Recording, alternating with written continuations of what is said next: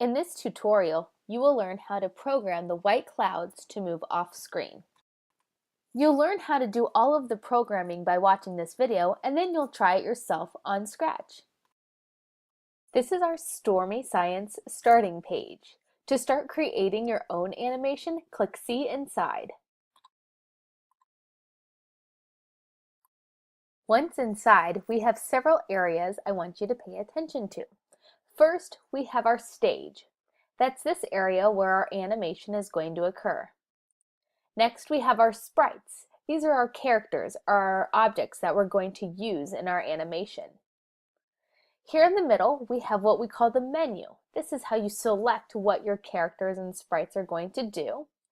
And then finally, this big open gray area, this is going to be our workspace where we're going to put all of our commands for our sprites to respond to. We're going to start our animation with our cumulus clouds, or our first sprite, the white fluffy clouds.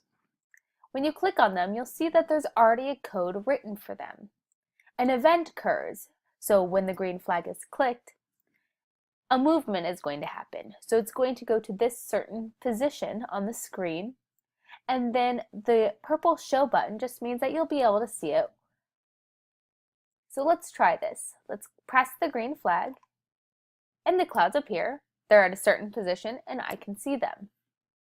Now, cumulus clouds aren't clouds that cause storms, so we need to get these clouds to blow off the screen so the cumulonimbus cloud can come in. So our first task is to make the white clouds move to the left. To do that, we're going to go to our motions option in the menu, and we're going to have the cloud glide.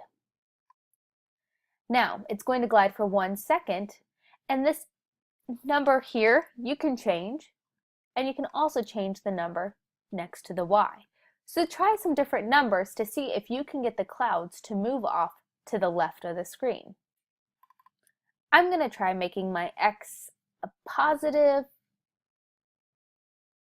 250, and I'm going to make my Y a negative 76. So when I click on this block, it's going to do that command. Well, my clouds did not move to the left, so keep trying around to see if you can get the clouds to move off to the left. To reset my clouds to where they originally needed to be, I'm going to click the green flag again, and they move back to their original position. I'm going to try a new set of numbers, and I'm going to click on my block to see if it moves my clouds off to the left. And my clouds do move off to the left. Now, as you can see, my entire cloud didn't disappear off screen, so I'm going to use the hide feature in my looks section to hide the cloud. So to test it, I'll click on the hide button, and my cloud will disappear. Now let's start our animation from the beginning to see if it works. So we'll click the green flag. Uh-oh, my clouds aren't gliding on their own. So I have to create an event to make that happen. So we're going to click on Events, and what I'm going to do is I'm going to choose that the clouds leave the screen when I click actually on the cloud. So I'm going to select this event that says when this sprite is clicked.